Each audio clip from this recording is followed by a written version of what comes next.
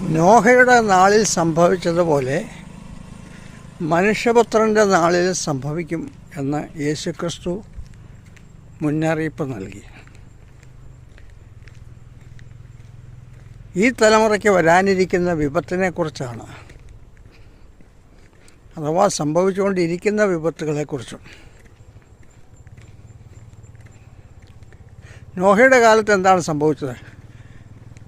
അവർ സാധാരണ ജനങ്ങൾ മുഴുവൻ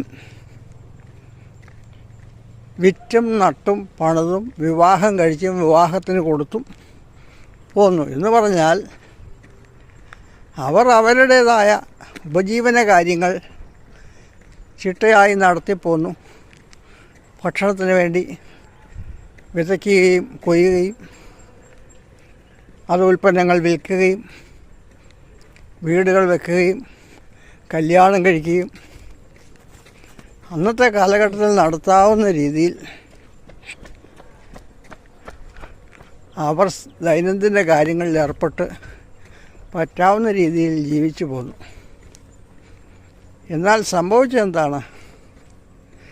ജലപ്രളയം വന്ന് എല്ലാവരെയും മുടിച്ചു കളയുവോളം അവർ ഈ പരിപാടി തുടർന്നു. അപ്പോൾ വിൽക്കുക, നടുക, കൊയ്യുക, കല്യാണം കഴിക്കുക, കല്യാണത്തിന് കൊടുക്കുക, നട്ട ഉൽപ്പന്നങ്ങൾ വിൽക്കുക, ഇതൊന്നും കുറ്റകരമായ പാപകരമായ കാര്യങ്ങളല്ല.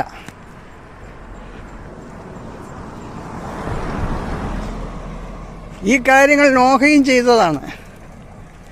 പിന്നെ എന്താണ് വ്യത്യാസം?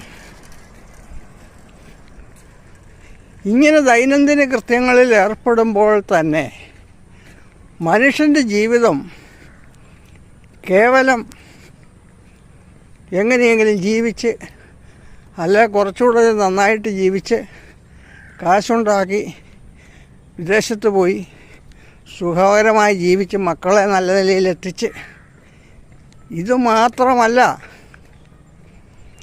ഇത്രയേ ഉള്ളൂ മനുഷ്യജീവിതത്തിൻ്റെ ഉദ്ദേശം.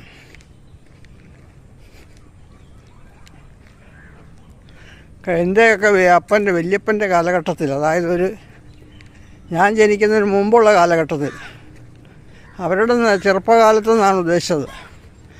അന്നൊക്കെ തിരുവിതാംകൂറിൻ്റെ ഭാഗത്ത് നിന്ന്, മധ്യ തിരുവിതാംകൂറിൽ നിന്ന് അനേകം മനുഷ്യർ ജീവിക്കാനുള്ള ബുദ്ധിമുട്ടുകൊണ്ട്, ആഹാരത്തിനുള്ള ബുദ്ധിമുട്ടുകൊണ്ട് അവിടുന്ന് കിട്ടുന്ന വിലയ്ക്ക് സ്ഥലങ്ങൾ